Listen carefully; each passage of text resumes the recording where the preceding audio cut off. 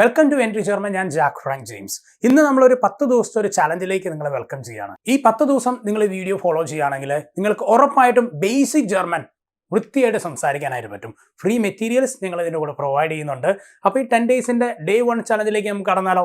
മുഴുവൻ കാണാം, എങ്കിലും നിങ്ങൾക്കത് നന്നായി സംസാരിക്കാനായിട്ട് പറ്റുള്ളൂ. നമുക്ക് തുടങ്ങാം.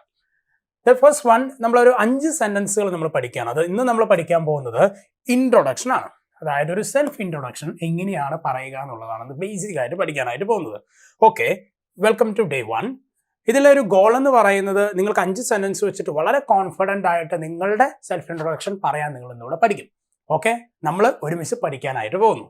ഓക്കെ, ദ ഫസ്റ്റ് വൺ ഇവിടെ കൊടുത്തിരിക്കുന്നത് കാണാം. ഇഷ് ഹൈസേ എന്നാണ് ഇവിടെ എഴുതിയിരിക്കുന്നത്. എന്താ എഴുതിയിരിക്കുന്നത്? ഇതിനെ നമ്മൾ വായിക്കുന്നത് ഇഷ് ഹൈസേ. ഇഷ് ഹൈസേ. അപ്പം മൈ നെയിം ഈസ് എന്നാണ്. പക്ഷെ എക്സാക്ട് ട്രാൻസ്ലേഷൻ ശരിക്കും പറയുകയാണെങ്കിൽ എന്നെ വിളിക്കുന്നത് അല്ലെങ്കിൽ ഞാൻ അറിയപ്പെടുന്നത് എന്നൊക്കെയാണ് ശരിക്കും ഇതിൻ്റെ എക്സാക്ട് മലയാളം ട്രാൻസ്ലേഷൻ. പക്ഷെ മനസ്സിലാവാൻ വേണ്ടിയാണ് മൈ നെയിം ഈസ് എന്നിവിടെ എഴുതിയിരിക്കുന്നത്. അപ്പോൾ തൽക്കാലം എൻ്റെ പേര് ഞാനിവിടെ എഴുതാം. നിങ്ങൾക്ക് നിങ്ങളുടെ പേര് നിങ്ങളുടെ ബുക്കിൽ എഴുതിയെടുക്കാം. ഓക്കെ, ഇഷ് ഹൈസേ ഓക്കെ ജാക്ക് ഫ്രാങ്ക് എന്നാണ് എൻ്റെ പേര്.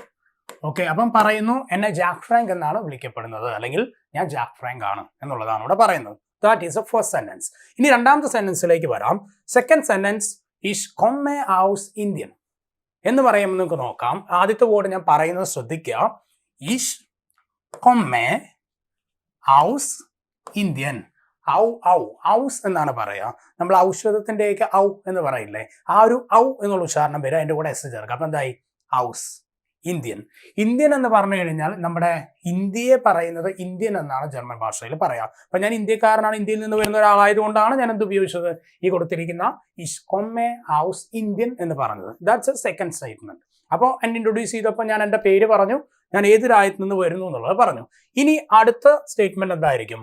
സെന്റൻസ് എങ്ങനെയാണ്? ഇഷ് വോനെ ഇൻ കേരള.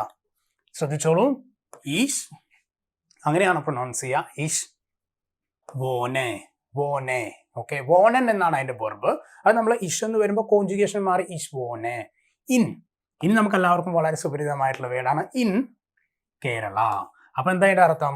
ഞാൻ കേരളത്തിലാണ് ജീവിക്കുന്നത് എന്നാണ് പറയുന്നത്. ഇനിയിപ്പോൾ നിങ്ങൾ തമിഴ്നാട്ടിലുള്ളവരെ കാണുന്നെങ്കിൽ എന്ത് പറയാം? ഇഷ് വോനെ ഇൻ തമിഴ്നാട് എന്ന് പറയാം. ഓക്കെ, കർണാടകയാണെങ്കിൽ കർണാടക പറയാം. നിങ്ങൾ എവിടെ ഇരുന്നാണോ വാച്ച് ചെയ്യുന്നത്, എവിടെയായിരുന്നു നിങ്ങൾ ജീവിക്കുന്നതെങ്കിൽ നിങ്ങൾക്ക് അതിവിടെ ആഡ് ചെയ്യാന്നുള്ളതാണ്. ജീവിക്കുന്ന സ്ഥലം നേരത്തെ കണ്ടത് ഹൗസ് ഇന്ത്യൻ, എവിടെ നിന്ന് വരുന്നു എന്നുള്ളതാണ്. ഇവിടെ പറയുന്നത് എവിടെ ജീവിക്കുന്നു എന്നുള്ളതാണ്. അപ്പോൾ 3 സെന്റൻസ് കഴിഞ്ഞു. ഇനി 4ാമത്തെ സെന്റൻസിലേക്ക് കടക്കാം.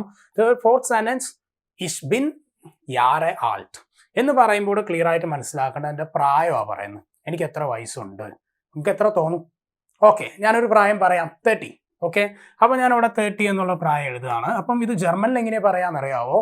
ദ്രൈസിഷ് എന്നാണ് പറയാം. ഇങ്ങനെ പറയാം, ദ്രൈസിഷ് എന്നാണ് ജർമ്മനിൽ 30 പറയാം. അപ്പോൾ ഇതിൽ നോക്കാം, വായിക്കുന്നത് ശ്രദ്ധിക്കുക. ഇഷ് ബിൻ ദ്രൈസിഷ് യാരെ ആൾട്ട്. ക്ലിയർ? ഞാൻ ഒന്നുകൂടി റിപ്പീറ്റ് ചെയ്യാം. ഇഷ് ബിൻ ദ്രൈസിഷ് യാരെ ആൾട്ട് എന്ന് പറഞ്ഞു കഴിഞ്ഞാൽ ഐ ആം 30 years old. ഞാൻ 30 വയസ്സുള്ള ഒരാളാണ്. Okay, 30 years. നിങ്ങളുടെ പ്രായം നിങ്ങൾക്ക് അതിൻ്റെ കൂടെ പറഞ്ഞിട്ട് നിങ്ങൾക്ക് അത് പ്രാക്ടീസ് ചെയ്ത് നോക്കാം. ലാസ്റ്റ് സെന്റൻസിലേക്ക് നമ്മൾ കടക്കുകയാണ്. ഇനി സെൽഫ് ഇൻട്രൊഡക്ഷൻ നമ്മൾ പറയുന്ന ഒരു ചെറിയൊരു കാര്യം എങ്ങനെയാണ്? നിങ്ങളെല്ലാവരും ജർമ്മൻ പഠിക്കാൻ തുടങ്ങിയിരിക്കുന്ന ആളുകളായിരിക്കാം. 1 മാസമായിട്ട് പഠിക്കുന്നവരുണ്ടാവും, 2 മാസമായിട്ട് പഠിക്കുന്നവരുണ്ടാവും, അതിന് മേലെയായിട്ട് പഠിക്കുന്നവരുണ്ടാവും. ഇത് കണ്ടുകൊണ്ടിരിക്കുന്നവർ തീർച്ചയായും ചെറിയ കുറച്ച് കാലയളവ് മാത്രമായിട്ടുണ്ടാവുള്ളൂ. അപ്പം നമ്മളൊരു 1 മാസത്തെ വെച്ചെടുക്കുകയാണ്. മാസം എന്ന് ജർമ്മനിയിൽ പറയുന്നത് മൊണാറ്റ് എന്നാണ്. മാസത്തിന് ജർമ്മനിൽ പറയുന്നത് മൊണാറ്റ് എന്ന് പറയാം, മന്ത് എന്ന് പറയുന്നത്. അപ്പം നമുക്കിതിൽ നോക്കാം. ഈഷ് ലേർനെ ഡോയ്ഷ് സൈറ്റ് ഐനം മൊണാറ്റ്. ശ്രദ്ധിക്കുക, ഈഷ് ലേർനെ ഡോയ്ഷ് സൈറ്റ് ഐനം മൊണാറ്റ് എന്ന് പറഞ്ഞു കഴിഞ്ഞാൽ ഞാൻ 1 മാസത്തോളമായിട്ട് ജർമ്മൻ പഠിച്ചുകൊണ്ടിരിക്കുന്നു എന്നാണ് പറയുന്നത്. 1 മാസത്തോളമായിട്ട് ഞാൻ പഠിച്ചുകൊണ്ടിരിക്കുന്നു. ഈ സൈറ്റ് എന്ന് പറഞ്ഞു കഴിഞ്ഞാൽ സിൻസ് എന്ന് പറയുന്ന ഒരു മീനിങ് ആണ് ശരിക്കും ജർമ്മനിൽ വരിക. ഇത് എക്സാക്ട് ട്രാൻസ്ലേറ്റ് ചെയ്യുമ്പോൾ ഇങ്ങനെ 4 കാണിക്കുന്നതാണ്. അത് ഇംഗ്ലീഷിൽ പറയുമ്പോൾ I have been learning German for 1 month എന്ന് പറയും. എന്ന് പറഞ്ഞു കഴിഞ്ഞാൽ 1 മാസമായിട്ട് ഞാൻ ജർമ്മൻ പഠിച്ചുകൊണ്ടിരിക്കുന്നു എന്നുള്ളതാണ് പറയണേ. അപ്പോൾ ഇവിടെ പറയുന്നത് എന്താ? ലേർൺ എന്ന് പറഞ്ഞു കഴിഞ്ഞാൽ ലേൺ ചെയ്യുക, പഠിക്കുക എന്നുള്ളതാണ്. അപ്പം ഇഷ് ലേർനെ ഡോയ്ഷ് സൈറ്റ് ഐനം മൊണാറ്റ്. ക്ലിയർ ആണല്ലോ?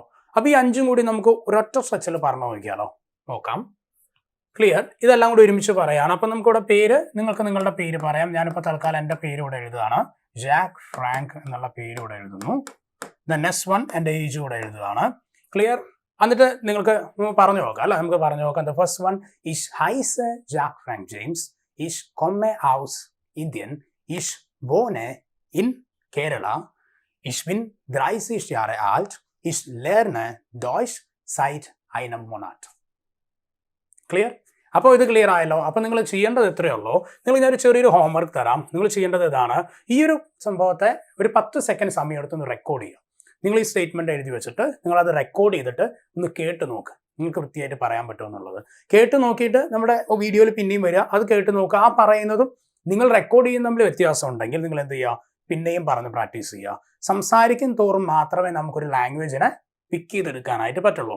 പിന്നെ നിങ്ങളോട് പറയാനുള്ളത്, നിങ്ങൾക്ക് നിങ്ങളുടെ പേരും ഇൻട്രൊഡക്ഷനും നിങ്ങൾ കമൻറ്റ് ചെയ്യാനായിട്ട് മറക്കണ്ട. നിങ്ങൾ നിങ്ങളുടെ പേര് എഴുതുക, ഇഷ് ഇൻ യുവർ നെയിം. നിങ്ങളുടെ ഡീറ്റെയിൽസ് നിങ്ങൾക്ക് ഇവിടെ കമൻറ്റ് ചെയ്യാം.